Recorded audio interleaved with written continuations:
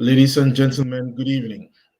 Welcome to another edition of the Lamboms Show. Today is Monday, November 8th, 2021, and we are back to our Monday series. We were off last week thanks to a great celebration of life. BK's wife's birthday was last Monday, or they were celebrating last Monday. And I want to, on behalf of myself and the members of this show, wish her a very happy birthday, belated albeit. Uh, Thank Madam for allowing you to come back late because you are trying to coach us.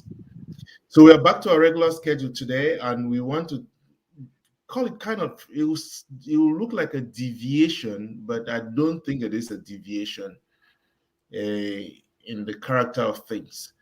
And today we want to talk about grieving. And in fact, when I looked at why we want to talk about grieving, I teased out the fact that November is often a somber month, and for Catholics, it is a time when we were invited to think about on November 1st, All Saints, November 2nd, All Souls, and throughout the month of November to pray for the dead. And it was also particularly call it coincidental for me because my father happened to have passed away on the 3rd of November 2018. And so this past week was kind of one of those weeks.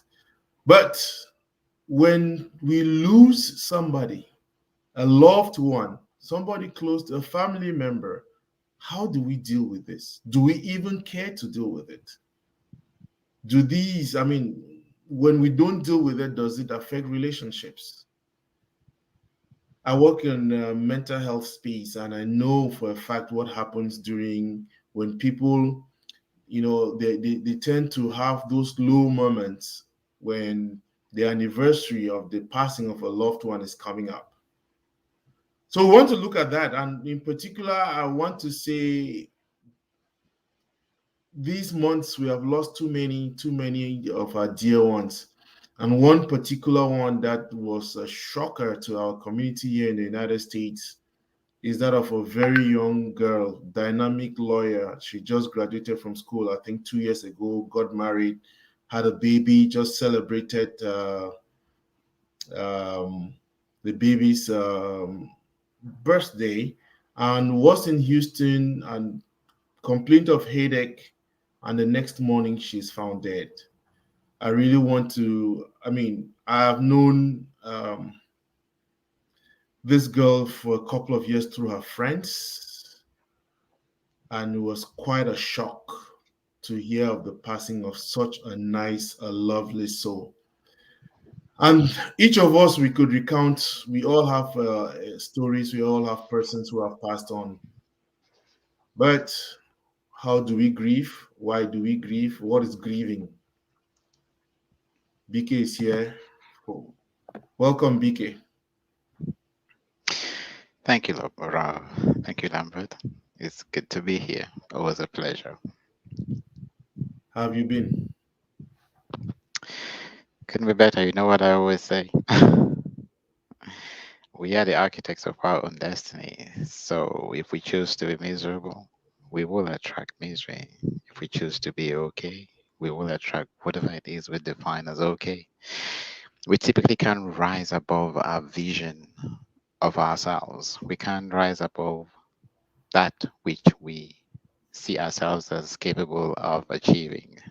It doesn't matter whether it is out there in the real world, in our careers, or the way we feel.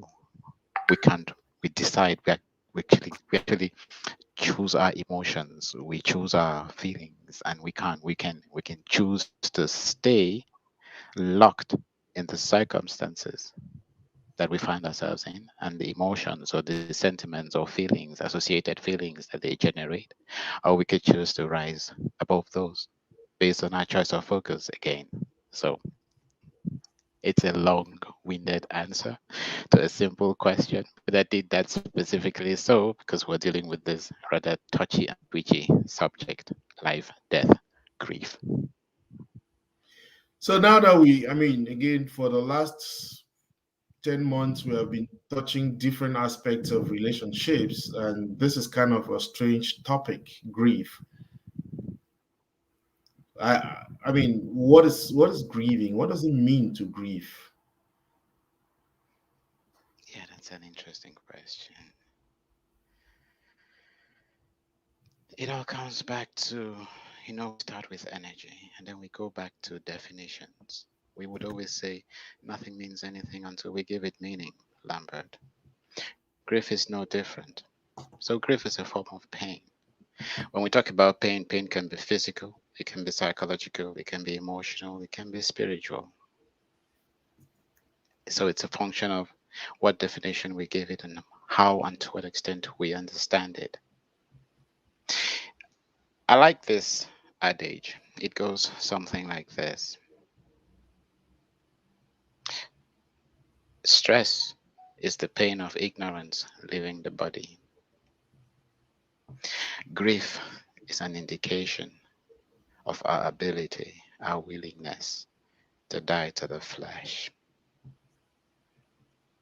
If you look at life per se, when someone is born into this world, what are they born into and where do they come from? It's ironical. We could say that the person who was born into this world died wherever it is they were, in whatever form that they existed or that they operated in. We do not know. We just see something that comes into life. Two people come together, and from an exchange of bodily fluids, they create a third person. And this third person that is created lives completely independently of these two.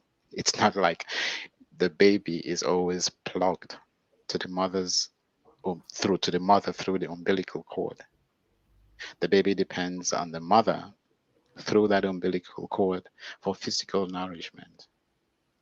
At the moment it is severed from that connection, the moment that connection is severed, the baby becomes an independent entity, and it depends on light for its circadian cycle. So energy, it depends on food, the food we eat, the air we breathe, the water we drink.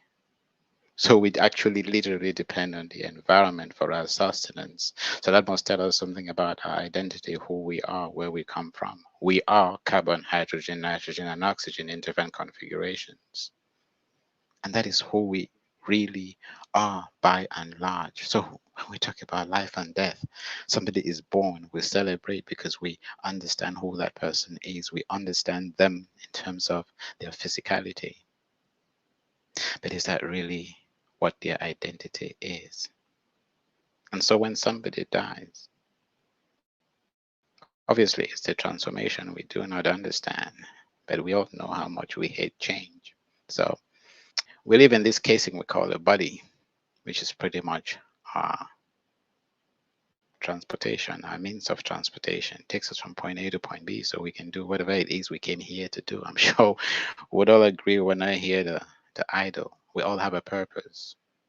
Take that unborn child, or take someone who's born today and within a couple of months they die. Is it a wasted life? See, because that child is spirit. Who says? Who is to say that that child did not do exactly what it is they came to do? It could have come. It could have been as well that they just showed up to put certain things into perspective, to to show the family or the community into which they were born that the differences that they have, the fights, the conflicts, are not necessary. See, because we notice that death seems to have one thing in common across the board. Typically, it brings people who have not spoken for years and years together, gets them interacting again at different levels. It forces us to grow. Sometimes we feel the shoe of the person who's moved on. See, because those who move on have an opportunity to get to live through us. The ways, the things they inspired in us. We become pretty much bodies through which they can continue life. And while they are gone, they invite us to transcend our physicality and to get closer to what we really are, which is our spirituality. Now, I'm just throwing these concepts out there because there are different things we can piggyback on, and talk about at length and in depth.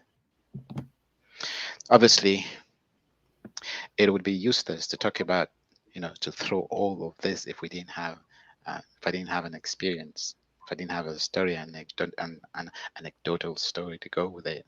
So it's not stuff that we read from books. Obviously, we're inspired by our spirituality, and it all depends on how far gone you are on that journey. See, because life's a journey. It's like going up the rungs of a ladder. No two people experience grief in the same way.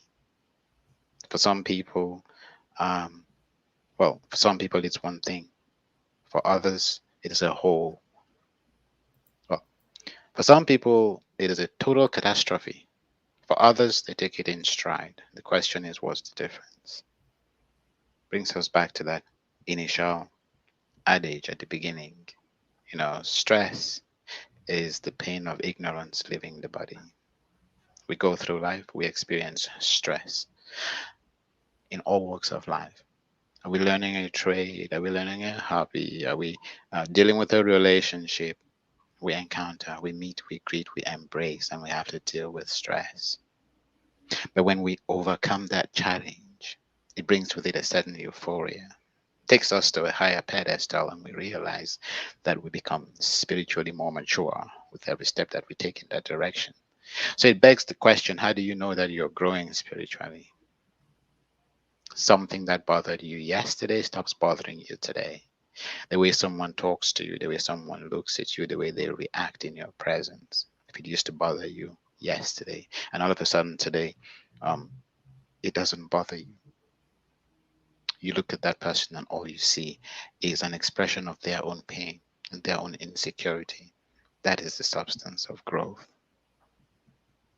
And you have to be in a certain path to see things that way. Yes, Lambert, I can see you're dying to chime in.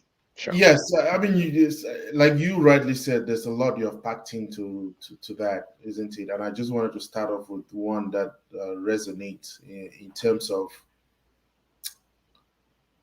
so birth is a form of death, isn't it? So birth is a form of death, and when Ola Rotimi says the struggles of man begin at birth, I think it also goes on to say that you are born into this life and then you are moving towards death, isn't it? That's that constant struggle. So it's like there is a constant process of rebirth.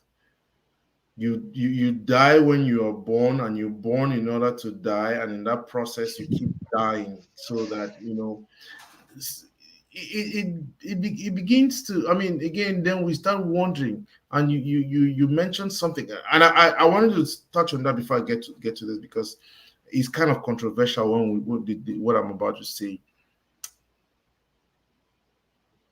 I used to work in a ministry called Pro-Life Ministry, Human Life International, against abortion and all that stuff. And one of the things that we did was we always had a retreat for men and women who have had an abortion. Don't ask me if men commit abortions. But one of the things I found out is, if you were to ask women who have committed abortions whether they have lost anybody, is very difficult for many people to come to terms with the fact that an abortion is a form, there's some death that has taken place, isn't it? And how to grieve through that, how to take care of that situation, isn't it? And so there's life that has been lost at a particular stage, and because the life has been lost, it doesn't matter whether it's your own child, it's some other person's, a friend, it's a relation, and all that. There is something which you just mentioned. All of it comes down to pain.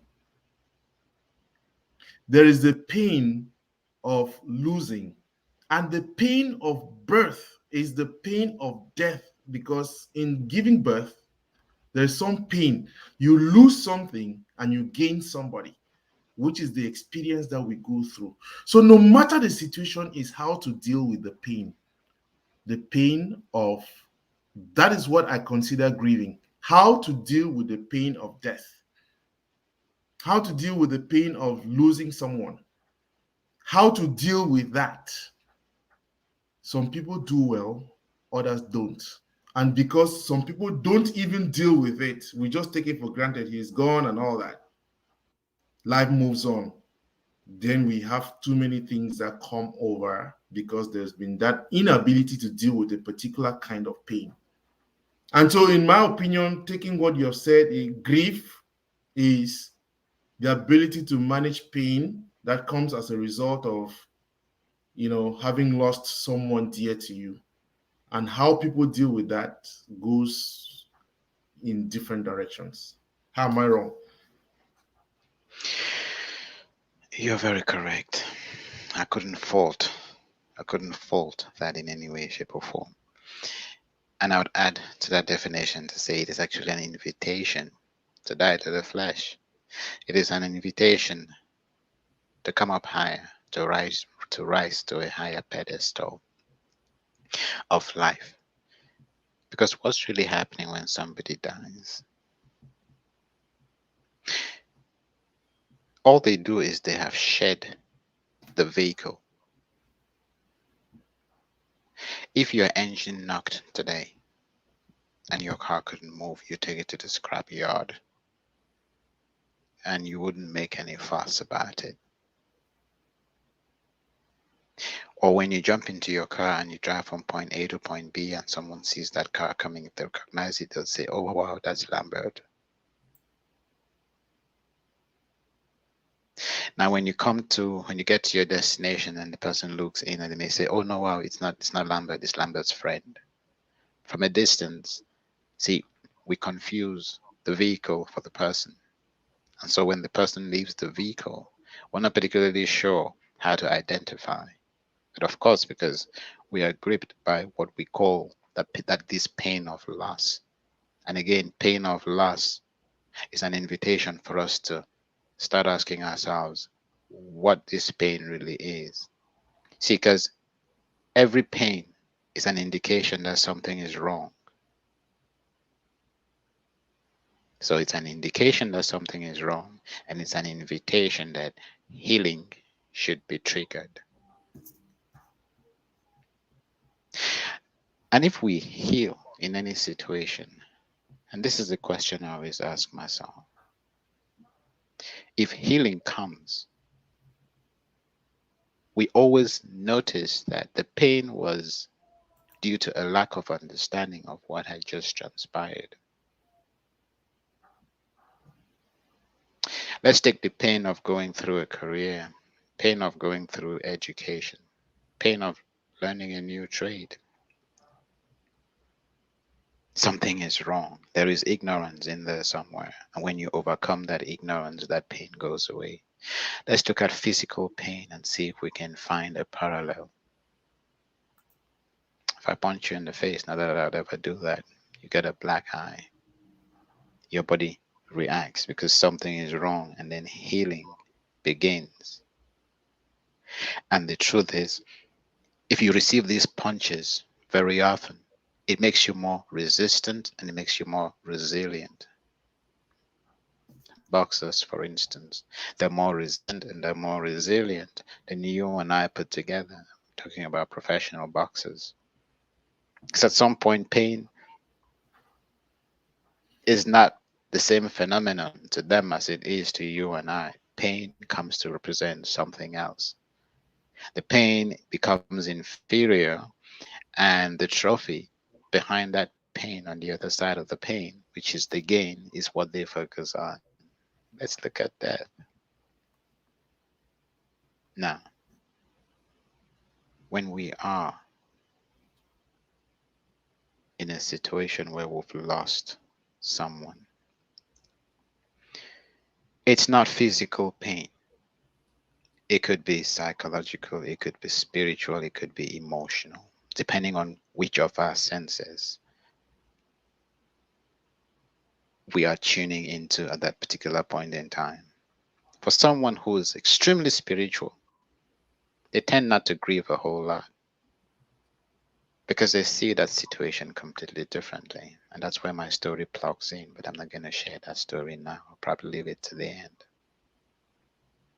If it's emotional, of course, the pain of losing a loved one, if you had a relationship with that person, then you will experience emotional pain because there is or there was an attachment. See, we're meant and called upon to love one another, but not to be attached to one another because that attachment is a bit like, so attachment is to a relationship like weeds are to a garden, weeds to a garden. The relationship is beautiful, the connection is amazing, but then the dependency is what we get when there is attachment. Are we on the same page so far? Yes, we are. Brilliant. Okay. I was just checking. So you notice that pain has got all these different facets. Then there is the psychological implement of pain. And what is this psychological implement? See, there's a psychological facet which also hinges on the dependency. What is the person thinking about? Who did this person represent? The person who died. What did they represent to those who are still alive? Did they depend on them for some kind of physical need? It could be they were a provider. That automatically engenders stress, anxiety. What will happen going forward? So you notice we're experiencing different facets of pain, and each pain brings with it a form of healing. See, because if it's psychological pain, then you have to feel a certain shoe. You have to grow to a point where whatever it is that person was doing for you, you become the patron, you become the matron. You take the reins and you start doing that for yourself. So you step into their shoes, you rise to the occasion. If they were the ones who coordinated everything in the family, somebody's going to have to fill that shoe. So again, there's going to be a change of dynamic, change in dynamics, shuffling, and all of that. Balance is going to be set. In the process, some people will move up, others may move down. Then nobody's really moving in any direction. Each person is just feeling, taking their place based on where they are in their journey. So we've talked about physical pain, which is not really relevant in the when we're going through grief because you can't say, oh well, I lost my dad, or I lost my mom, or I lost my cousin, or I lost my best friend, and it hurts here. You can't localize the pain. You just know it is there. You just feel something and it's deep and it's heavy. It's weighing you down. So we have seen how we grow. Now, with emotional pain, you're called upon, see, because we already identified the fact that emotional pain is really all about attachment in a relationship and the dependency that it creates. So you lose a loved one, you're forced to be more independent. You're forced to grow into independence and possibly to be for others what that person was to you. Let's shift gears and go to grief itself. What is grief So, BK, telling us that? just before you do that, it's important what you just mentioned there in terms of the levels.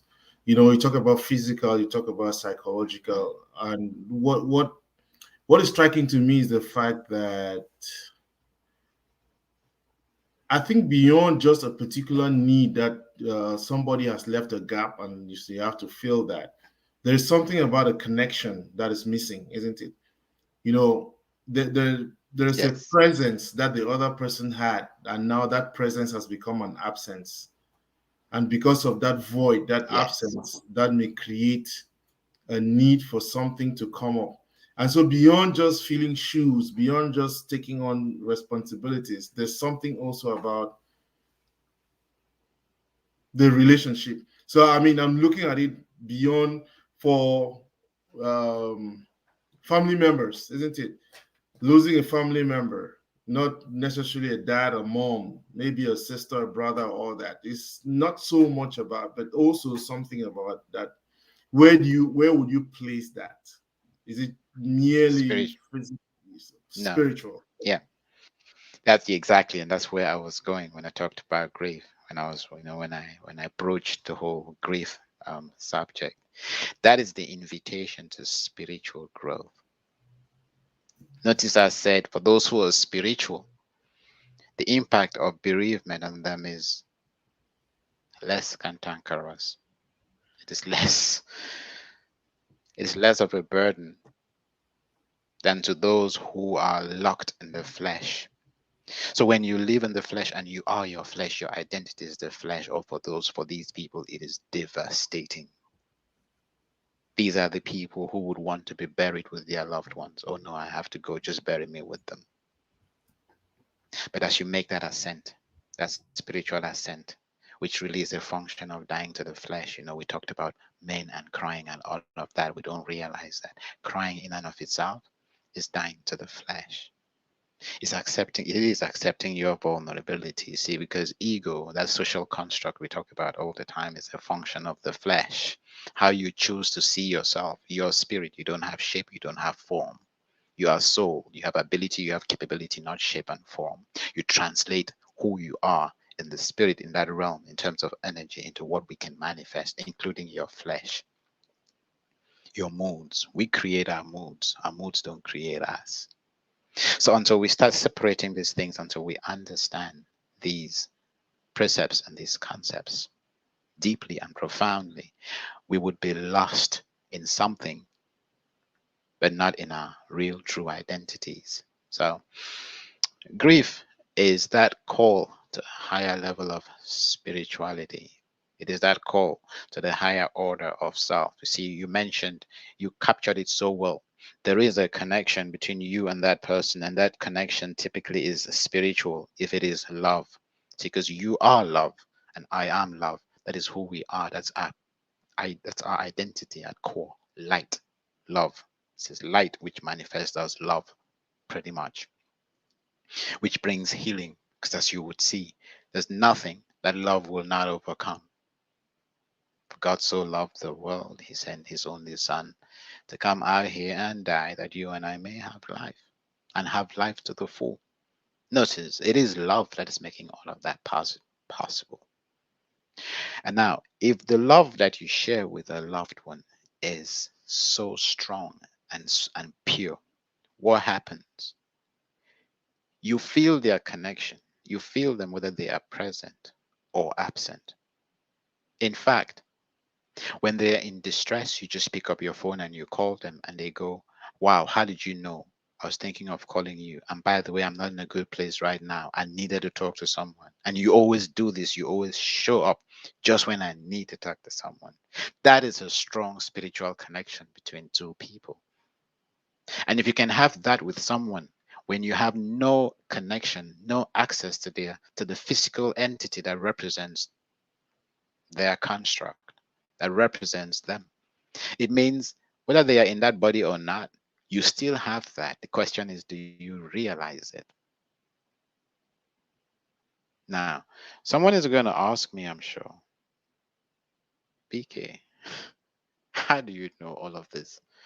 Have you lived it? Have you experienced it?" And like I said, the anecdotal story that I mentioned at the beginning, yes. So I knew all of this from a spiritual perspective, and I lived it when I lost my dad. It played out exactly as I am articulating it, because I started my spiritual journey at a very young, tender age. At the time, I didn't realize that's what it was called. But I was all about introspection. I was all about checking to see how what I did affected the person next to me. And if I was not getting the right responses from people, I wasn't looking at what they were doing. I was checking what it is I was doing that was rubbing them the wrong way around. So I did all of this instinctively and instinctually. I didn't realize I was on a spiritual path, and a deep one at that. So grieve when you lose that loved one. They have gone in the spirit, and all they're doing is inviting you to leave the flesh. So the pain that you feel is really your soul telling your body it's going in the wrong direction.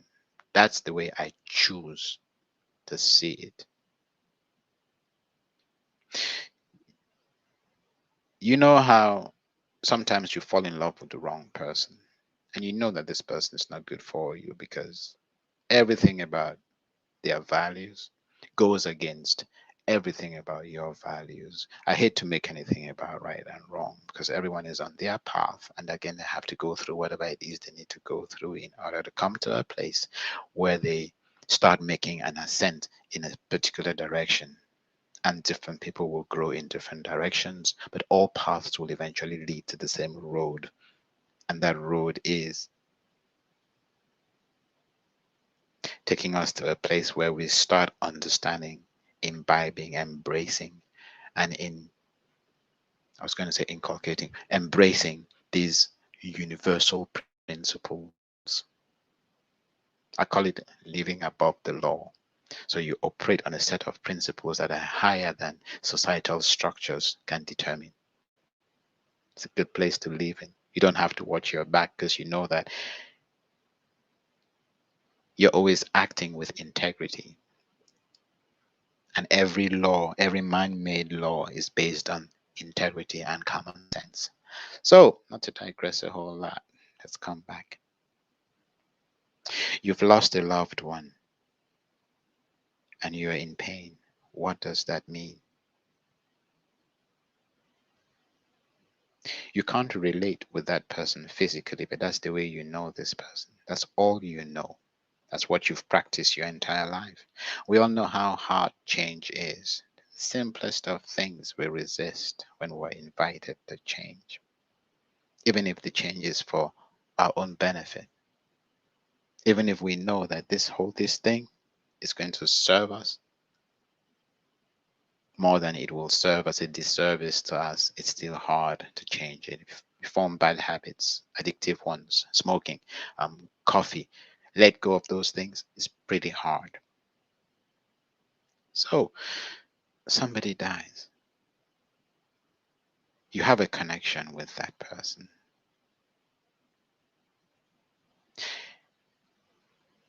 Okay, this will go biblical. We have a biblical reference and a biblical story.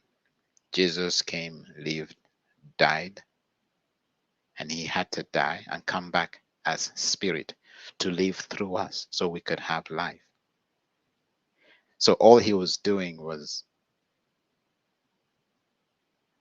in his dying, he became a handle that could come back to us as spirit to activate the presence of God within us because we are spirit. So, so too, and before I come back, before I reconnect, he also said, if you have faith the size of a mustard seed, you will do what I did and much more. We seem to forget these things, yet they are so true. Look at the world, look at technology, the things that have been discovered, the things that we've manifested. It's amazing. How do people come by these ideas? Look at the sophistication of the world today. We're talking about cars that will drive themselves. How did we get to this place? Genetically modified plants. Things that sound crazy. They sound preposterous. In fact, some 100 years ago, what we're doing today would have been termed witchcraft. not humanly possible, yet all these things are happening. So it tells you the ability, the capability of man. But the question is, do we see all of this? And do we really believe in the power that we carry on the inside? So you have Jesus who dies and comes back in the form of spirit, the paraclete. And so he actually becomes a handle through which we can connect with God because there's just one spirit. So this loved one who dies, they transcend the physical into this whole spiritual realm, which means we can connect with them at that level because spirit does not die. As I'm sure you would agree with me, Lambert. I Spirit would is an agree, but entity. I would agree, but again, for the sake of my dear friend Philip Acha, who may not be on today, where do you Yes. place people who are not at that level of spirituality or do not subscribe to a spiritual construct in life? You know, again, I like the way you put it. It is an invitation. As with every invitation, some can reject Yes. it. They don't want to hear anything about it, and they now develop different ways. I mean, the perspective you give is something that I had not thought about, but which I wrote some. I try to write every on the anniversary of my dad's passing, and I Mm. think the thing for me is last year I wrote about putting on his shoes, isn't it? So Mm. there's a connection, there's a spiritual connection that I've not been able to make. There's some connection there, celebrating something. There's an Yes. invitation for me to see that he lives on. Yes. Okay. And I think that is because you have that spiritual connection, then your grieving becomes different. It's not just kind of a loss Absolutely. and that is it, everything out of the window, because Becomes a that is celebration. correct. A form of, annihilation. This life doesn't end here, isn't it? There's something beyond. And so with everybody, there's that connection. And I think that's a powerful way. And even when for those who are Christians, the resurrection gives us the way to understand the experience of death. Because there's one in whom we believe who has gone and has come back and is telling us. And I love that connection that you just made.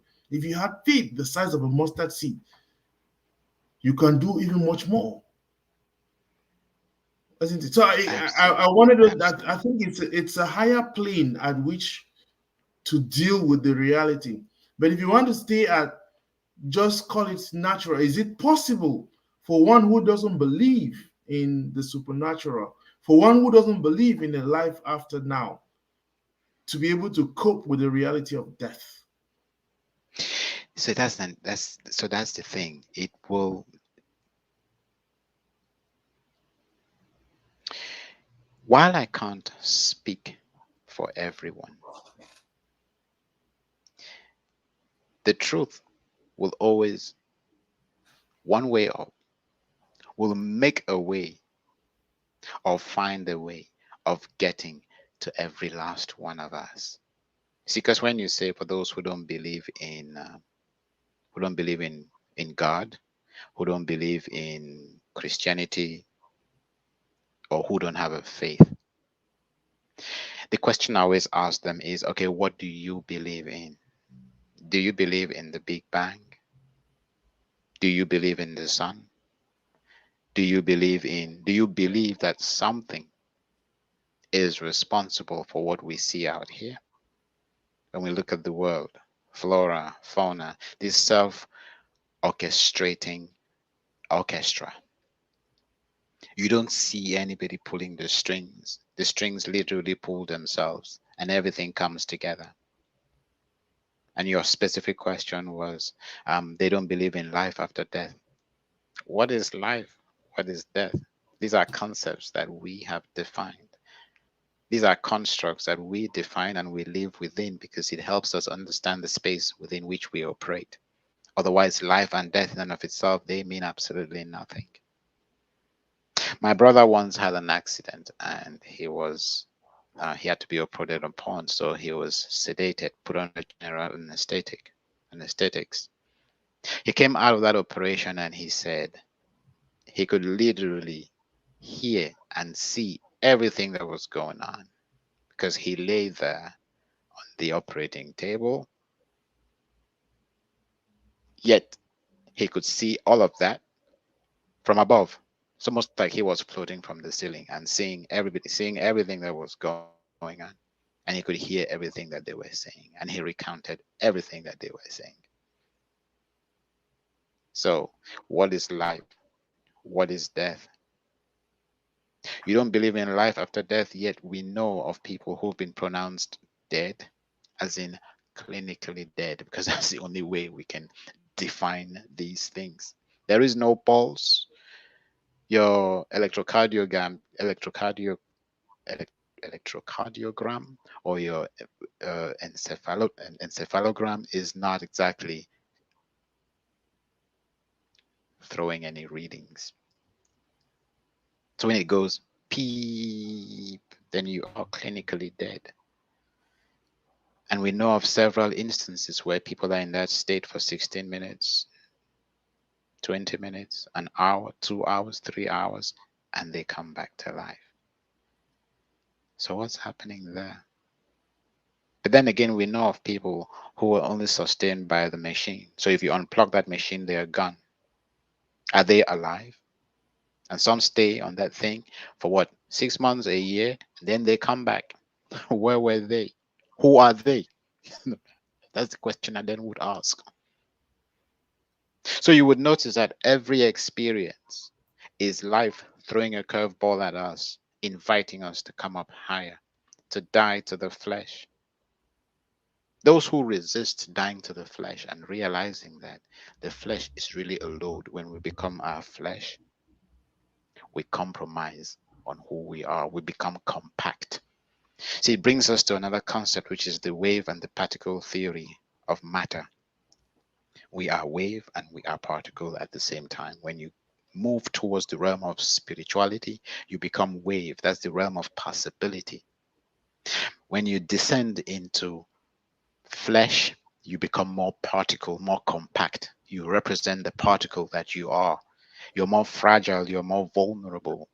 And it is as simple as that, because the flesh operates on what we call on the pleasure pain principle. It doesn't want to experience pain. It just wants to gravitate towards what's pleasurable. And so you notice that as you go up the that ladder, gravitating away from your physicality into your spirituality, you move away from that whole concept we call pain. So people who meditate, people who can attain such spiritual heights, concentrate to such levels that they shut themselves down and they do not feel pain, or they walk on broken bottles, or they walk on fire. What is happening there? And their bodies are not responding. What is happening there? That you're moving away from the flesh and actually connecting with your higher self, which then gives your flesh properties it otherwise would not have in its compact form. So that'll be my reflection to the likes of our brother Philip, who says he doesn't believe in life after death. I'd ask him what he actually believes in. I'll ask him if he believes that the world as we see it today just happened. Whatever it is he thinks is responsible or not responsible, that phenomenon that is not limited to time, place, and space. You see, because if you live in this dimension, there's no way you can understand how this dimension came about. You have to be outside of this realm in a different dimension in order to see what is happening here, in order to perceive, in order to appreciate what is happening here. It's like the eye trying to understand the eye. It can't happen. It will never happen. The eye will have to become something else, gain a deeper level of consciousness, a deeper level of awareness. As long as the eye thinks it is the eye can't understand the eye, if you see what I mean. It's just Right. like when you So say, go ahead. I just wanted to acknowledge Stacy, Anastasia Gibson. Can Stacy. those who don't believe in the supernatural cope with death? Yes, they can. They would use coping strategies to overcome their grief. I'm sure we're going to come to talk about the 5 stages of grief and all that. We're going to come to that, but thank you. And I wanted us to, again, this was in the beginning. So, Julius Ngole, by the way, is a social worker. And because we are talking about grieving, he lost his mother-in-law, the wife, and they had a week, I think 2 weeks ago, that I could make. But I wanted to take the opportunity to also say um, we are with you guys. Um, Yes. Part of the reason why we are doing this is because many of us have within the last couple of months. Um, that is the mother-in-law whose picture is there on his profile picture. And I wanted to tell Angela and the sister and the brother, Ashia, and um, what we are seeing here is there's a possibility, there's the death of your mother and the death of a loved one is an invitation to get into a higher lane. It's an invitation to deal with that pain. You need to get to a higher lane. Julius was asking a question. There's a reason why a woman carries out an abortion, but not in the case of a miscarriage, which is a spontaneous abortion. In abortion or miscarriage, a life is lost. How then should we deal with the loss? So, again, that's for you, BK. Yes. So I just want to pick apart everything that Julius has written. And Julius, I can't pretend to understand what it is you're going through. Nobody experiences loss in the same way. We all know that. It is important to realize that you never walk this path alone, and we're with you. So Julius says there's a reason why a woman carries out an abortion, but not in the case of miscarriage, which is a spontaneous abortion. In abortion or miscarriage, a life is lost. And that is true. How then should we deal with the loss? So I just want to be sure I understand Julius's question in context. Um, so is Julius's family suffering from? You said they lost. So, Julius's wife Did you say lost, Julius? no, the wife, Julius's mother in law passed. Okay. So, the wife's mother, Okay, it is the wife's mother who passed. So the question he's asking has nothing to do with no, that. has no connection. All right, I brilliant. was just referencing that to see, to acknowledge their loss and then to get his question. The question is not connected to. Brilliant. All right, can we bring the question back on the dash? So, Okay. How do we deal with the loss? How do we deal with the loss of a miscarriage? Nothing happens in isolation. That's what I typically would say. So sometimes, I mean, there are a number of things. A miscarriage can happen, especially for a spontaneous one. It could happen for so many different reasons. I'm sure you'd all agree with me that if you are going to plant a seed, you need to create an environment that is conducive for the growth of that seed. Otherwise, the seed will not grow. So, too, if we are going to bear a child, there's an internal environment that needs to be bespoke. It needs to be conducive enough to sustain that child. And if that internal environment is not what it should be, if it's not fertile enough, then there is a possibility for lots of things to go wrong.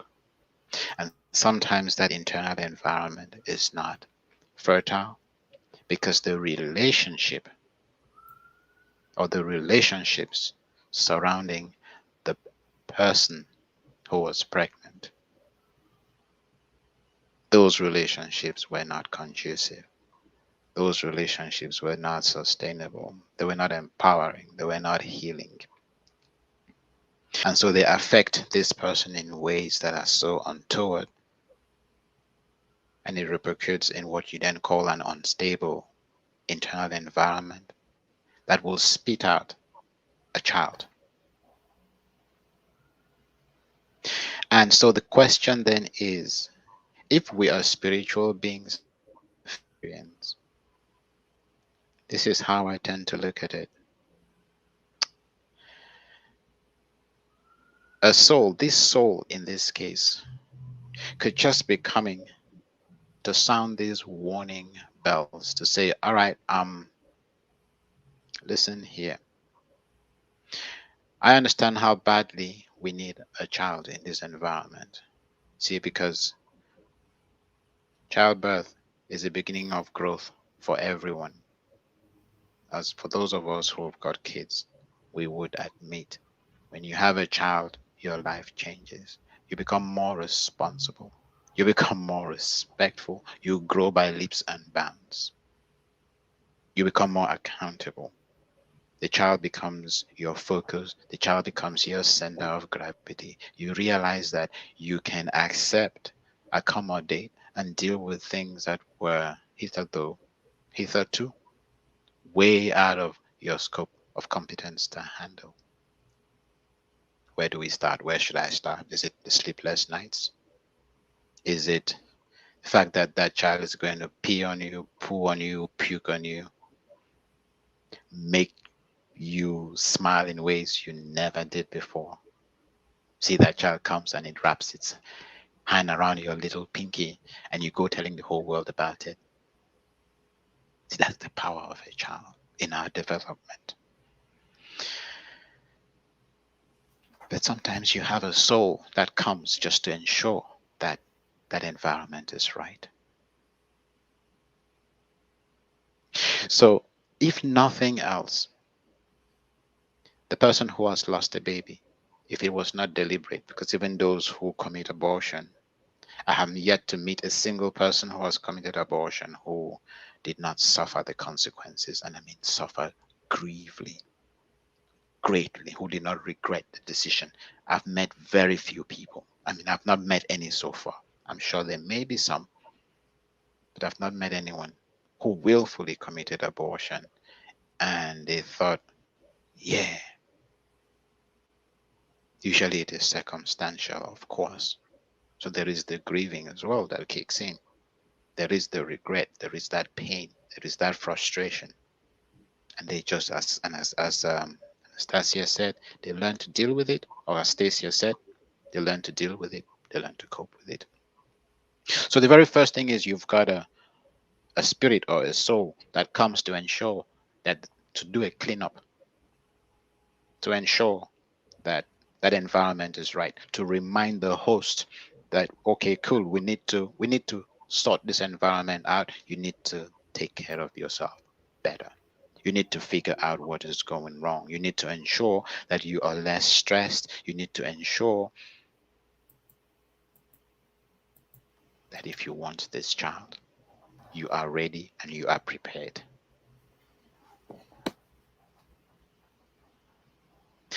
It may equally come to identify or to show things that are not going right in that person's physical condition, that person's health condition. See, because an abortion simply means the fetus could not survive in that environment. So what was wrong?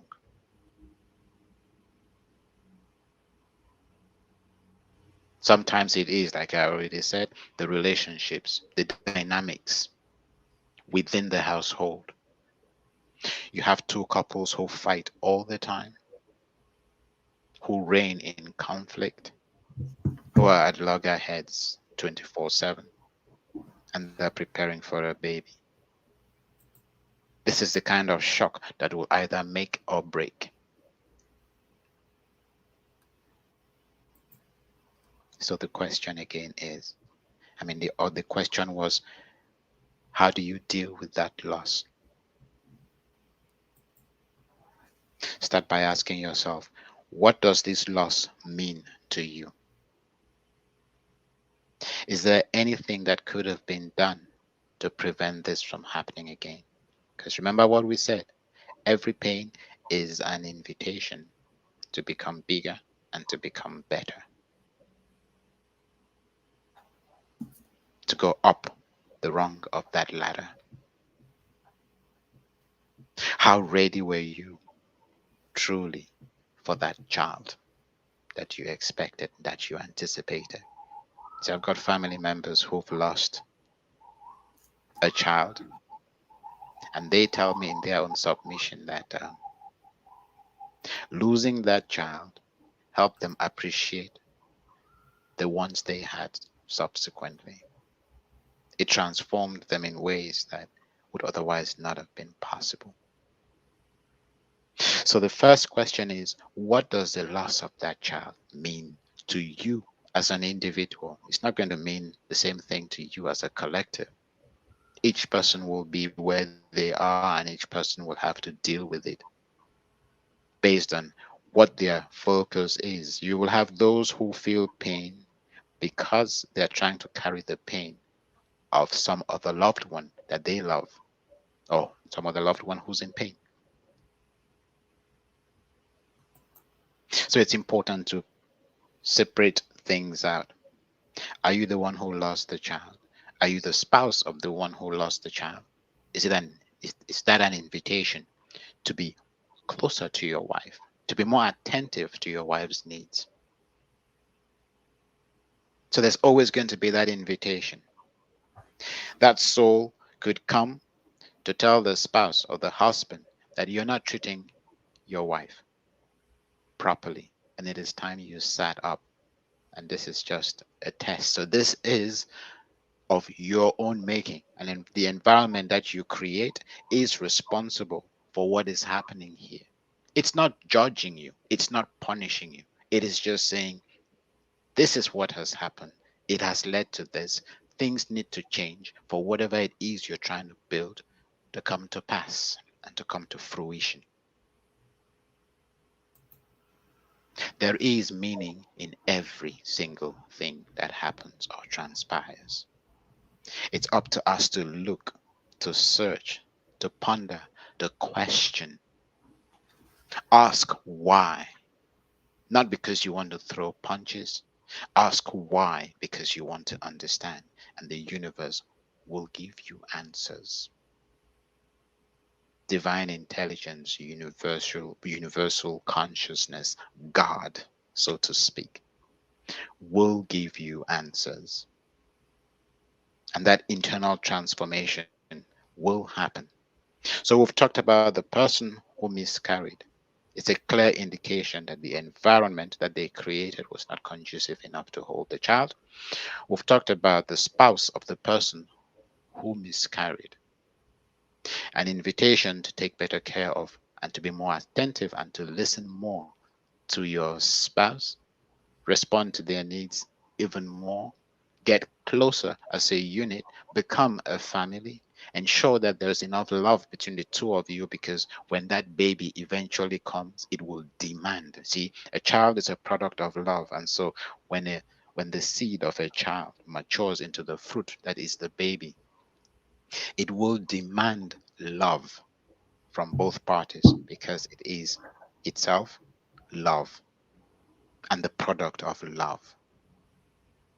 So it demands love from both parties.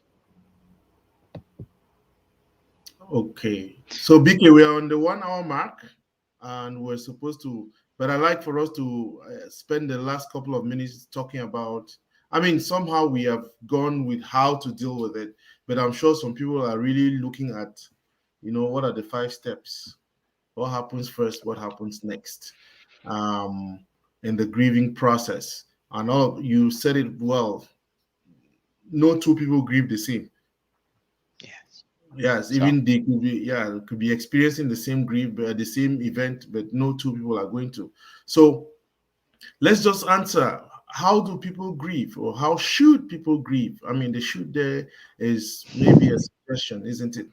Um, yeah. the important thing to note here is that it is important. Again, the important thing to note is that it's important. I think we need to go through this process of grieving for ourselves. Yes. The pain pleasure principle is what is at play for most of us at the physical level, but there's an invitation to go beyond, to go above, to get into the spiritual, isn't it? You know. But Absolutely. now those who want to remain at this physical level, what is it? What are the things that we need to do even before we transcend there? So, staying at the physical level is not an option because you will kill yourself. When we talk about the levels of grief, different levels of grief, different stages of grief, because again, it's a journey, so it's a transition. You have to go through these emotions, then you transcend them, and then you live. Hopefully, you come up higher. So, when something traumatic happens, the very first reaction, especially in a situation of life, in a life and death scenario, would be shock. So, you are in shock, and that state of shock is a state of disbelief. You don't believe that what just happened. So, why in denial? Why in a daze? Why transfixed? Why mesmerized? And some people don't come out of that. If they choose to stay at that level, they could actually become mental. Take, for instance, the lady whose child got shot. I saw footages of this unfortunate woman, and the way she was going, if she didn't receive serious medical attention, she probably would have lost it. And there is still that chance that she could lose it. Because what we saw is a little too much, even for those who are not related to this family. To see a child whose brains have been blown, it's almost like her head was shaved by the bullet, and you could feel how you just saw her scalp hanging. It, that is so graphic. How do you come out of there? See, to snap out of the state of shock, you need to accept what just happened. But then before getting to acceptance, so there's the shock, which is the denial. This has not happened. And we saw the classic example. Somebody um, put a footage of this woman in the privacy confines of her own home grieving. That was the most insensitive of things to do, because I know she would never have given or granted permission for that, because that whole image has just been immortalized for her. It is out there in the world and she knows. So how does she deal with that?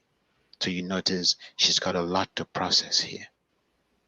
And for some people, it's better to just go into some fictitious world and never come back, because the pain, the physical pain, is too much to bear.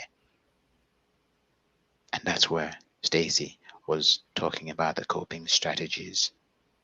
Some will go into alcohol, some will go into drugs, substance abuse, you name it. Some will just snap into a state of depression and don't come out of there. Because again, that's your mind coping with the situation, trying to deal with the pain, doing everything it can to dull the pain. So it shuts it out completely. After the shock, there's anger. So you've come out of that initial shock. It's called, by the way, it's called the Kubler-Ross cycle. So you've come out of that state of shock and you're feeling the pain. So loss hits or kicks in. That pain of loss kicks in and you get angry. It's typically when you start asking the why questions. Then you question everything from God to the sun to the person who took the child to school, you victimize everybody. It's just raw anger, and that anger is looking for an outlet, it's looking for a way to express itself.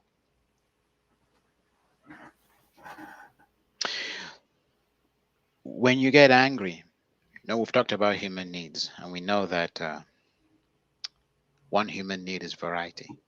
So you can't stay angry for too long. See, because to be angry, you have to be tense, and that tension requires a lot of energy. So at some point, you will break down, or you will need to do something else. That whole variety, that need for change will kick in. And that's when you start bargaining. You feel sorry for yourself. Um, eh, that's when you typically would break down and you cry. Oh, why me? What did I ever do wrong? Well, how do I?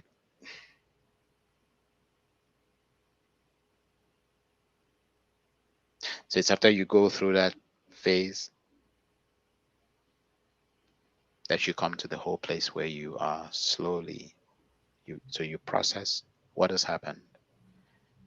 You, you try to make sense of it. And usually the things around you that compete for your attention will help in this scenario, in this particular case. It's because you realize that you may have other kids. And if you do not attend to those kids, you will lose them as well and repeat this entire cycle.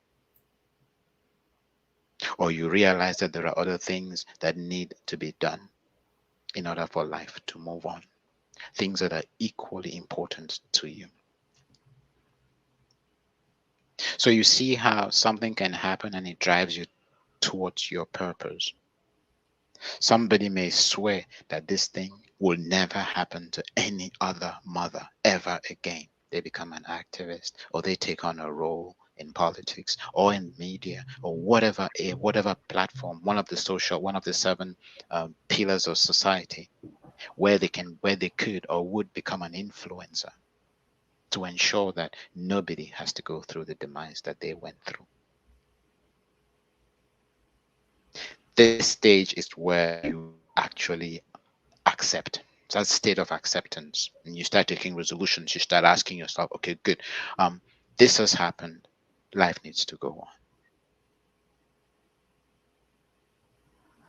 on. And then, of course, thriving, where you use it as a source of inspiration to be your best self, to achieve the impossible. So that child becomes your reason to live. Dead or alive, that child becomes your reason to live.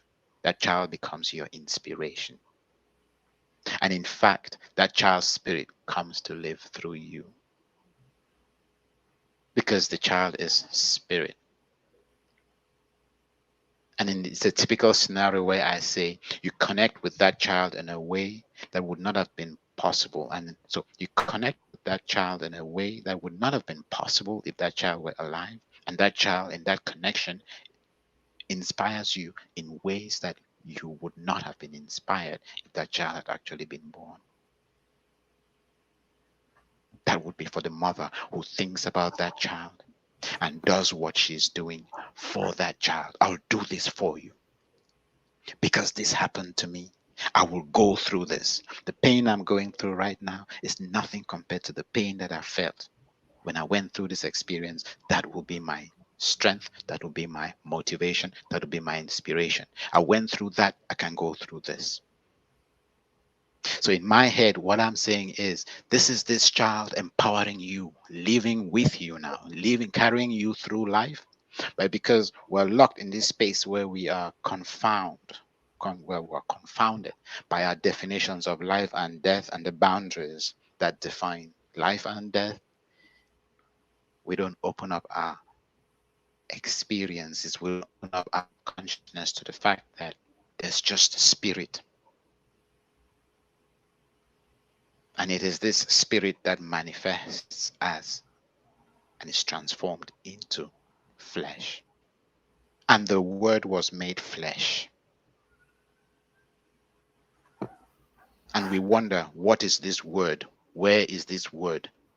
Live. How does it manifest? So that's your cumulative cycle. Starts with shock.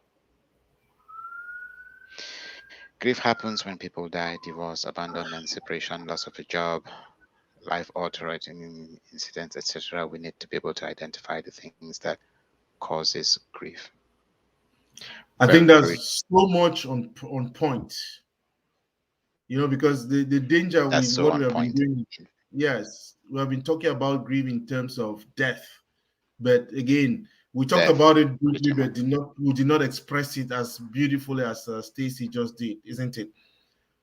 When people die, they go through Absolutely. divorce, Very much so. abandonment, separation, loss of a job, life-altering accidents. So those moments, remember we said every birth is a form of death.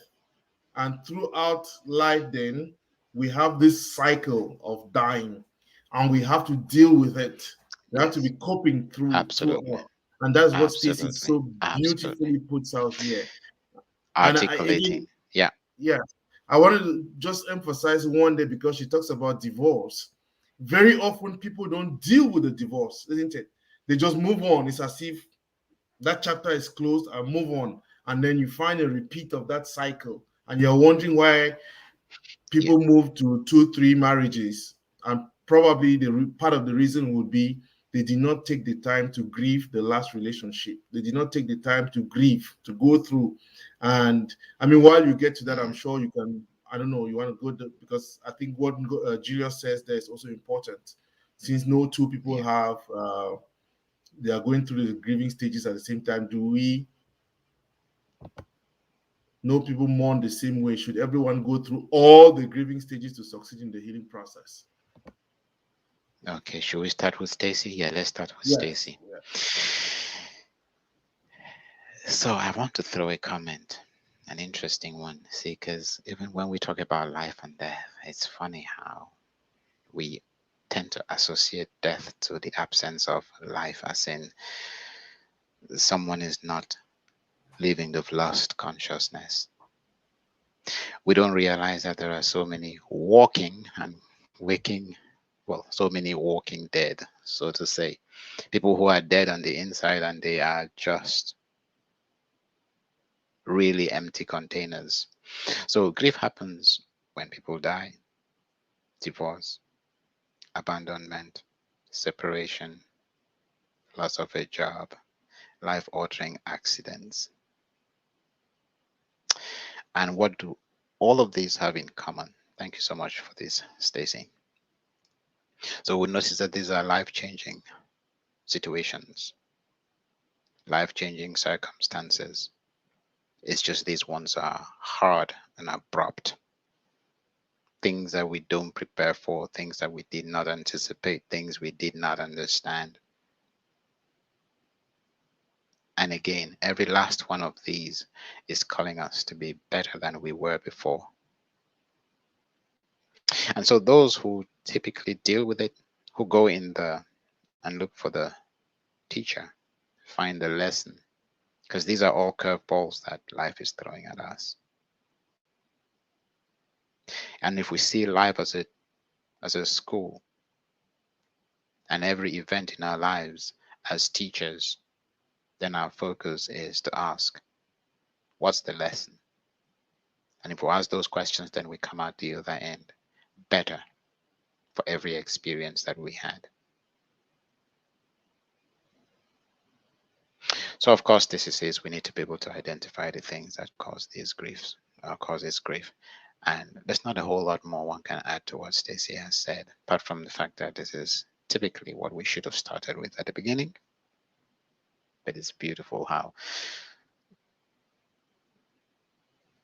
the truth has a way with complementing itself. It's beautiful how things just come together. So the next question or the next remark, since no two people mourn the same, should everyone go through all the grieving stages to succeed in the healing process? So the answer to this is no, Julius. It's important. Some people, and don't forget, so some people start, make progress, and then come back. The most important thing is to go with your flow, but interrogate that flow. And if you can put process to your grieving, if you can put by process, I mean introspection. If you're going in there asking the question while grieving, what is good about this? What positive can I draw from this? Is it a certain dependency that I have, that I'm having? What is it that is causing me so much insurmountable pain? And what can I do? Who can I become that will make me or help me make the best of this situation? What does this make me want to change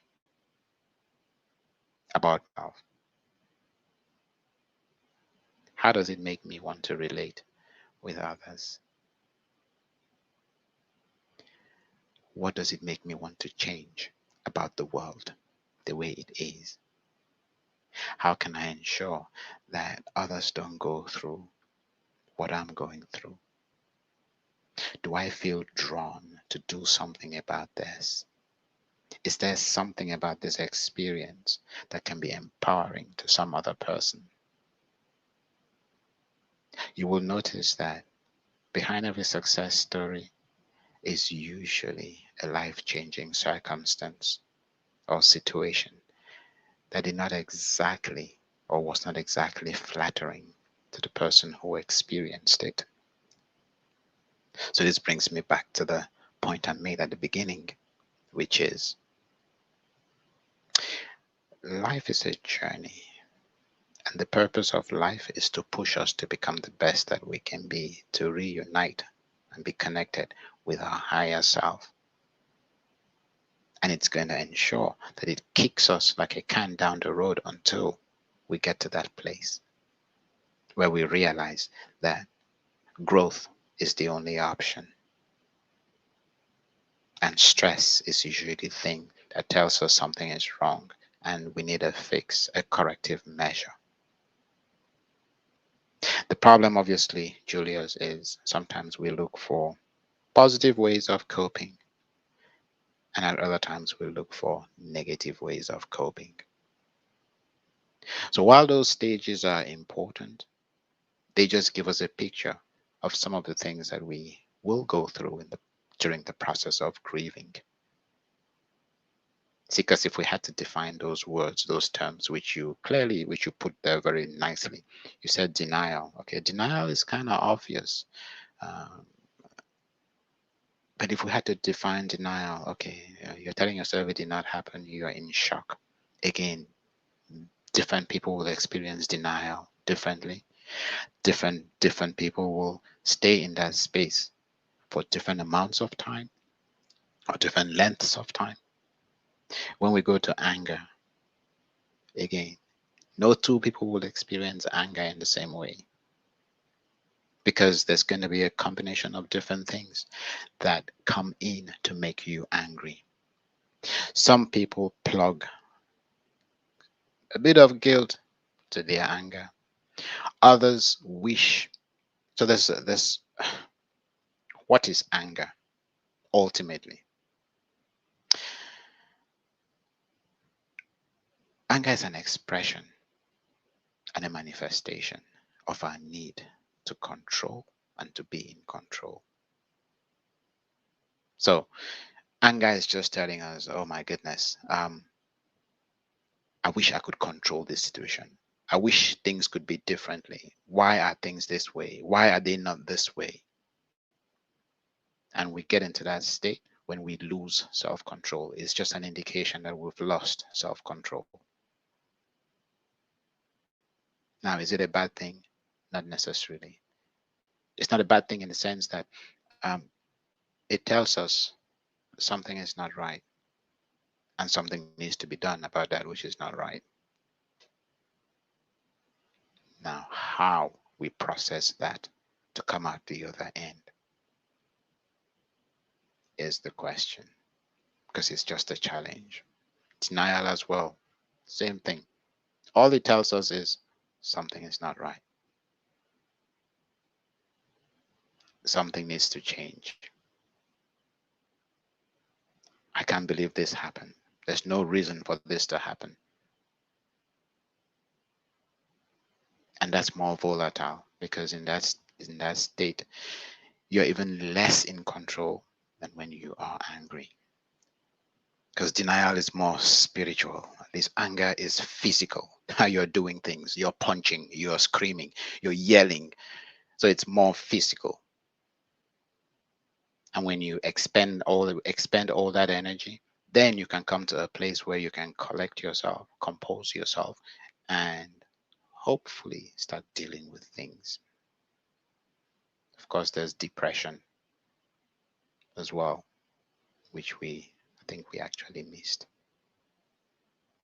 Yes, so what is depression? Depression is simply coming to that place where you realize that um, you're under stress, duress, and distress. You're feeling all this pain, and there's nothing you can do about it. Absolutely nothing you can do about it.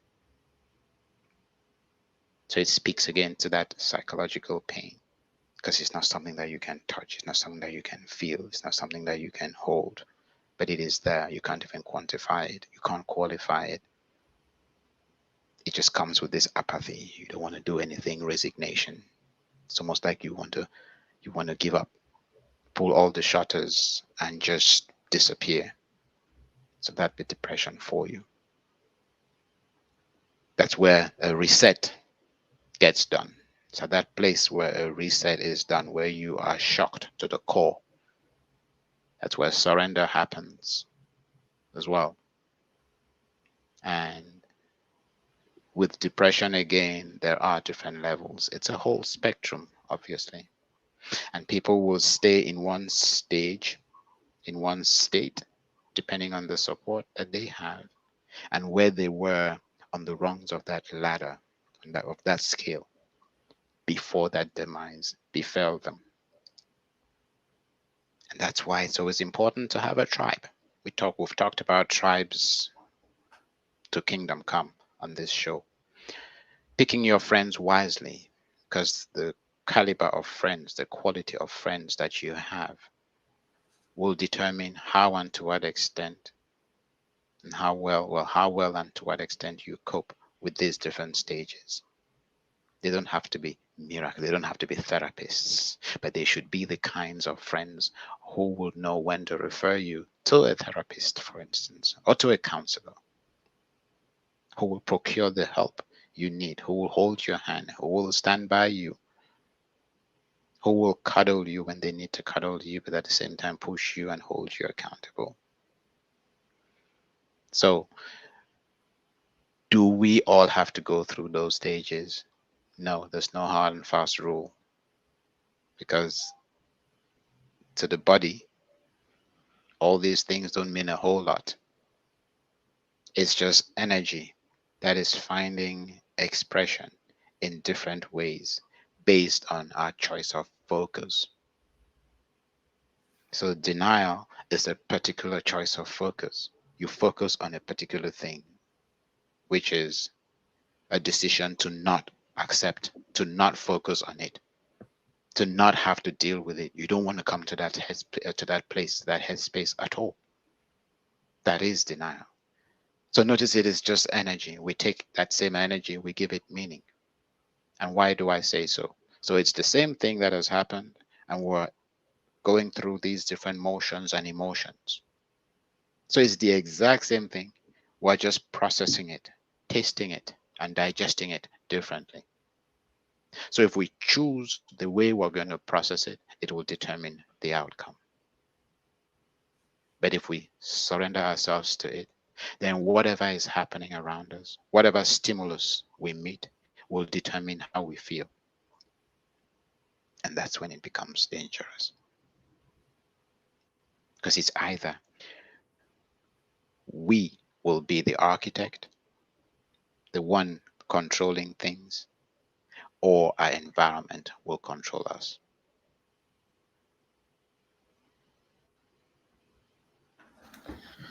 I hope that Great. answers the question.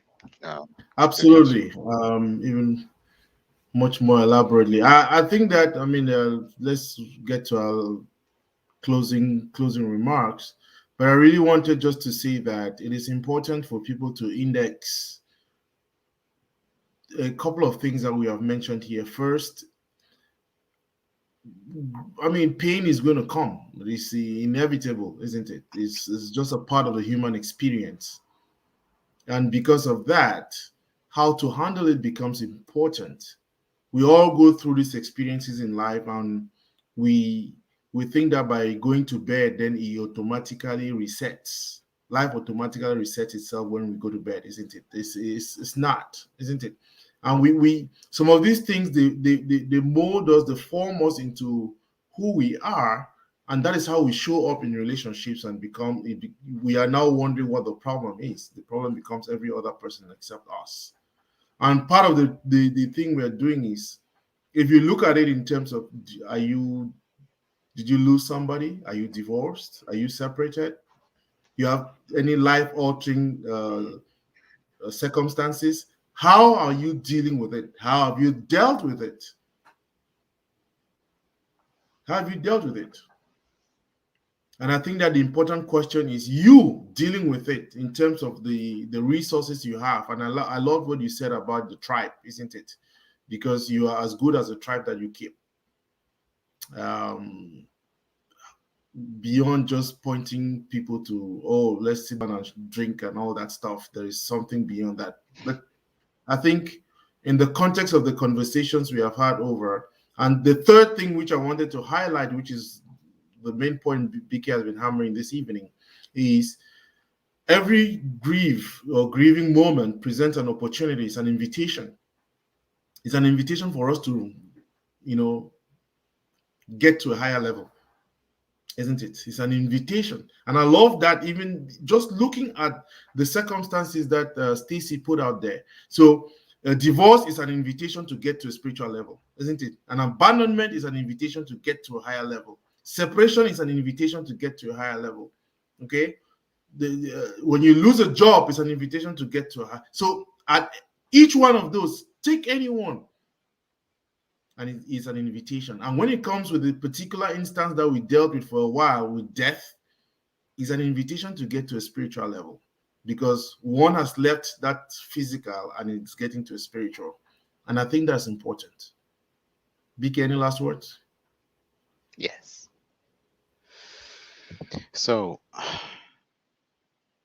and I want to close by adding another piece to the question that Julius asked. How do you cope? And I'll generalize it with bereavement. So it doesn't matter whether it's an abortion, a miscarriage, or you lose a loved one. The first question I always invite people to entertain or to consider shouldering is, this person you just lost, if they were to show up now and to use my vocal cords, what would they say to you? As in, they are here somewhere, or they are in spirit, or in whatever form, shape, or form, whatever shape or form they take after they transcend their bodies. If they had to say something to you, what would they say? And then I ask them to take a moment, think about their connection to their loved and lost one. Feel, listen, and then flow with whatever comes. And it's amazing the things that they say. Usually, what I hear, typically all the time, is something along the lines of, they'll say, I shouldn't cry, I shouldn't worry, that they are in a good place, and that they are in peace and at peace. To which I then ask the person who's grieving, are they your friend? Would you typically do what your friend asks of you if it will make them happy? They say, oh, yes. So have you been disobeying them all this while? Because I'm not the one who came up with what you just said. You're the one who came up with it. And when you behave that way, how are they supposed to feel? Then they start laughing for the most part. I was talking to, the young lady who recently passed, the one you just talked about, rest her soul. A very close friend of hers. Incidentally, I called her and she was in that state and headspace where she just needed someone to talk to. I always do that to her. Not sure how that works. I've stopped being bemused by it or nonplussed by it. So at some point she goes, she doesn't know if she's feeling like, excuse my French, shit, or because I asked her how she was feeling, and she said she didn't want to talk about it. I said, well, how are you feeling? She said, BK, I don't know what I'm feeling like, shit, or if I'm just in denial or something. I said, well, she should better make up her mind because if she's feeling like shit, then we need to be looking at how quickly we can flush her down the toilet. And then she burst out laughing. To which I said, so you notice that you actually have power and the control to handle and to deal with this differently. Because before that or prior to that, she was whining, wailing, and wailing, literally drowning herself in tears. And 2 seconds later, she exploded in laughter. So I picked up the joke. And I was like, hey, what's going on here? I thought we were about to cry together. Now I've put on my crying shoes and my crying gear, and here you are. You've left me in the middle of the road, and you're laughing away. Why are you confusing me? She laughed even more. Why am I saying this? Nothing means anything until we give it meaning. Thought is energy, energy follows thought. What we make of what we see and our choice of focus is what's going to give meaning to the experiences we have. And it's going to translate into feelings because it's just energy. And emotions are energy, emotions in motion. They translate. So this session was really about about empowering us, putting us in a place where like we don't feel powerless when we are going through loss or bereavement in any way, shape, or form. Where we don't feel like we've lost power. Because that feeling of total loss of power is the thing that would make people snap before they have a chance to recover. So if your mindset is, no, I'm not powerless, you can't prepare for a toothache any more than you can prepare for a bereavement. But if you have a certain awareness and you have a certain consciousness and you put yourself on a certain pedestal and you're on a certain journey, then when it visits you, when it comes to you, guess what? You are triggered in a much better way. And that internal conditioning comes to life. Those values, those belief systems, they kick in and you notice that better you'll be better empowered to deal with whatever it is that comes your way. Instead of seeing a problem, you may see a challenge or an opportunity. Instead of seeing a stumbling block, you see a stepping stone. And the question is, how do you then navigate that and ensure that you spend as little time in that space as possible? So we're not about obliterating or deleting the experience. No, it is part of growth. It definitely is. It's about making it less of a hassle than it needs to be so it doesn't take us hostage and it doesn't hold us in bondage, at least not for too long. It was an absolute pleasure being with you all today. Thanks, and we hope to see you soon again. Good night.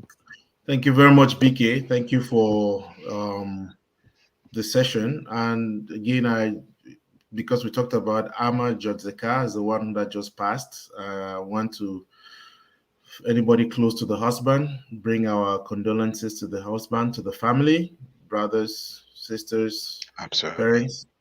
And again, for our friends in particular, Judith and the rest that through whom I met Amma, um, there's a lot of these experiences we are having within our communities these days, especially back home where with the situation death is becoming some sort of a normal thing. But we need a healthy community, and part of that is going through this process of grieving, and for each of us to be able to see what support we can bring to our tribe. And our tribe here is not related to our villages, it's to those around us, isn't it? So I want to thank you, BK, for shining a light on this. And my last thing again, just to say, for those who have relationship issues, for those who are having challenges in their marriages, their relationships, maybe check whether there are certain things you have not grieved for a while. It may be the beginning of the solution to the problem, isn't it? So I just invite people to be able to take it's deep. I mean, it's a big one, and we can spend months talking about just this grieving and how it impacts relationships. But at least we scratched the surface, and I believe people can take this and run with it and dig deeper for some self enhancement. Thank you all. I'll be on Wednesday with Okpa, and then on Saturday this week I should come on. Thank you. Have a good evening. See you next Monday.